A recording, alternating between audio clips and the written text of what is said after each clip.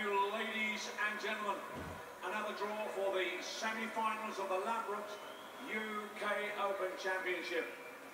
The semi-final draw, well, it will be played in draw order. So, semi-final number one, here we go. We're joined by Keith Diller and Chris Mason. Keith, would you draw semi-final number one, please?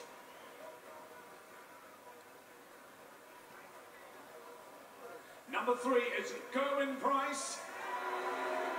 And he will play number 4, that's Nathan Aspinall.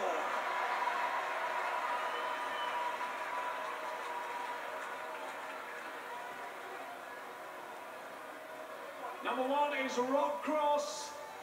And he will play number 2, Michael Smith.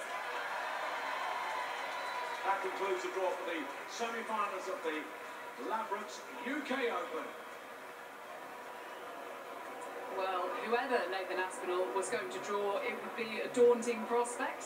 But he has drawn the particularly in-form Gerwin Price. 20 wins in a row for him. Let's find out what he makes of it all. He's with Ned. Well, that's a good question. Gerwin Price, Nathan. I'll come to you in a second, Ross, but I've got to get your reaction. Gerwin Price. There's 4 lads left in it. Whatever the draw, it's going to be tough. You know, it's a rematch of the second round in the world, you know. I like playing Gerwin because he gives it some, he's entertaining. I like to give it a bit on stage, so it'd be a great game. It's going to be a quiet, restrained affair, isn't it? I doubt it, not at all. You know, it'll be a good game, you know, we're both playing well. He beat me a couple of times since the Worlds, but hopefully I get me on back tonight. Yeah, absolutely. Ross, thanks for joining us. How much pleasure can you take from what you've achieved this weekend? How deep is the disappointment of not getting into the semis going to sit? Yeah, I'm massively disappointed, but at the same time, yeah, I've had a good weekend, but I know I'm better than that as well. But Nathan, he pulled out the shots at the right time. That 170 was hurtful, you know, but no, he's a cracking lad and he played brilliant and totally deserved it. Was it the big 170 when that went down? I'll talk to you about that in a second, Nathan, but that struck me as maybe being a key moment there, Ross. Yeah, it was, to be fair. You know, I was sat on top hole and you know, you think maybe 25 would do, you know. But no, he played brilliant, so, you know, but I've just got to, again, it's a game of darts, just get on with the next one, and a couple of weeks Wigan, I think, so for me, so yeah, crack on. Well, excellent weekend's work. Nathan, that 170 looked, from where I was standing, to be the turning point. It was, you know, I think I was 6-3 up and I had a 110 to, whatever it was, I had a 110 and I hit a double 18 going for big 18.